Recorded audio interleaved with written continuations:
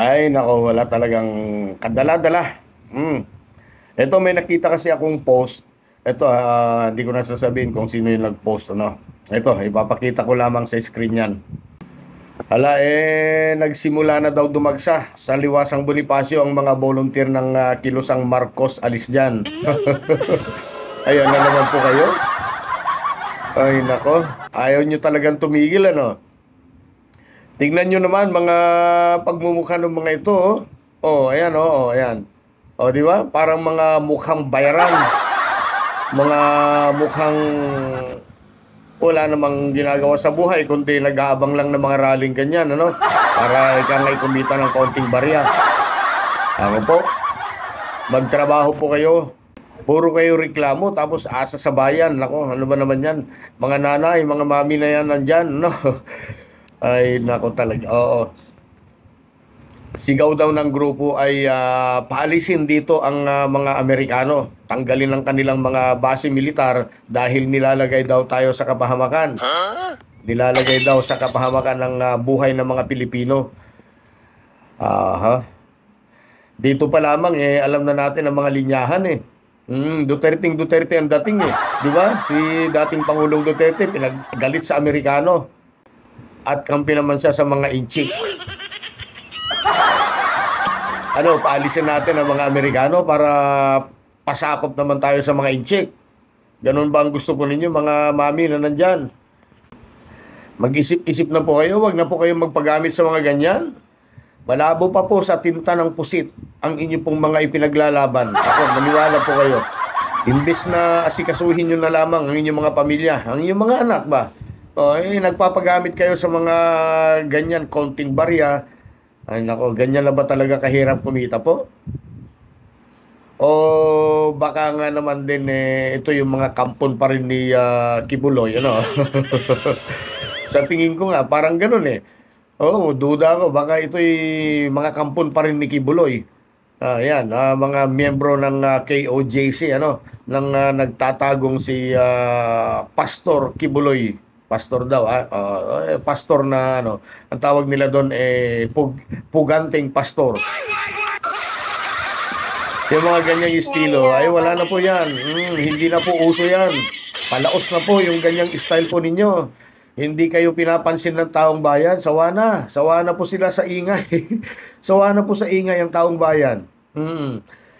Nakakaabala na po kayo sa sambayan ng Pilipino. Kaya nakita naman ninyo, ano, hindi na nga kayo nadadagdagan, lalo pa kayo nababawasan. Kung sana marunong kayong tumingin, ano, kita po ninyo, ang pinapakita po ng Pangulo ay purong paglilingkod sa bayan para sa ikauunlad, ikagaganda ng buhay ng bawat Pilipino, pagyamanin ng bansa. Yan ang tinatrabaho ni Pangulong Marcos ngayon. Tapos kayo, paalisin nyo sa pwesto. Ay nako, suntok sa buwan yan. Ano pong giyera sa China? Ano pong giyera? Ano pong giyera ang sinasabi po ninyo? Sino po ba nagsabi na makikipaggiyera tayo sa mga inchik? Si PBBM ba ang nagsabi niyan? Hindi po. Kayo lang po naman ang nagsasabi niyan. Nagpapaniwala po kayo kay Roque. Si Roque ang nagsabi ng ganyan na makikipaggiyera daw. Gusto daw ni Marcos na makipaggiyera tayo sa mga inchik. Hindi po ganon. Ang sinabi po ng Pangulo sa ating mga kasundaluhan ay maghanda sa anumang banta upang protektahan o depensahan ang ating teritoryo. Yan ang sinabi ng Pangulo. Yan ay para sa bansa. Ano pa nga bang ginagawa ng ating Armed Forces of the Philippines kung hindi tayo protektahan? Pinupundahan natin na malaki ang ating AFP para lumaban sa kapakanan ng bayan. Tapos sasabihin natin, tiklop tuhod na lang tayo dyan sa mga inchik na yan. Hindi niya po sinabing makipagyera or maghanda para makipagyera sa mga inchik. At ang mga Amerikano, pinapalis ninyo. Kaya nga nandyan ang mga Amerikano para tumulong sa ating Armed Forces of the Philippines na dumipensa sa mga pang-atake nitong mga inchik. Isinasadlak daw ang bansa sa isang giyera na wala naman daw tayong panalo. Yan ang sinabi ni Roque. Oo, kung iisipin natin wala nga tayong panalo sa kanila pero may laban tayo. Ganyan ang mga Pilipino. Kahit mahina ang porsyento na manalo, talagang lalaban yan. Makikipagpukpukan yan. Tapos, itong nakahandang umalalay sa atin, itong mga Amerikano, palalayasin ninyo. Ano ba naman kayo? Payag po ba kayo sa gusto ng dating Pangulong Duterte na tayo ay gawing probinsya ng China? O, pagka naging probinsya tayo ng China, tayo nauutusan ng China. Tayo ang susunod sa mga batas ng China. Unti-unti na nga nila tayong sinasakop. O, napapansin nyo po yan. O, at inaapi tayo pagdating dun sa ating mga teritoryo. Kita po ninyo yung ating mga kasundaluhan doon. May naputulan pa ng daliri. Dahil wala tayong magawa laban sa kanila, pababayaan na lang ba natin na gawin nila sa atin ang ganito? Para bang yung anak po ninyo, ayan, mga mamha, mga nanay dyan, nandyan po sa Liwasang Bonifacio sa mga oras na ito.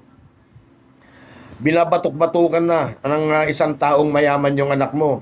Dahil iniisip mo na mayaman yan, may pera yan, may impluwensya yan, baka may baril pa yan. Nasabihin mo na lang ba sa anak mo na hayaan mo na, wala tayong laban sa kanila? Ganun ba yon? Aba, kung ganun lang ang utak mo, mabuti pang tumalon ka na lamang sa dagat ng Kumunoy. Wala ka na masilbi. Di ba? Gusto ko lamang pong malaman po ninyo na ang ating Pangulo ay wala naman pong ibang hangarin, wala naman pong ibang pangarap, kundi ang paunladin ang bansang ito. Kagaya ng ginawa ng kanyang ama na si dating Pangulong Ferdinand Edrelin Marcos. Halos araw-araw po ay nagtatrabaho si Pangulong Bongbong Marcos dahil yan ay obligasyon niya bilang Pangulo ng bansa.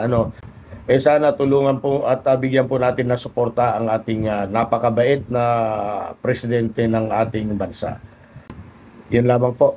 At maraming salamat po sa walang sawang panunood dito sa aking munting channel.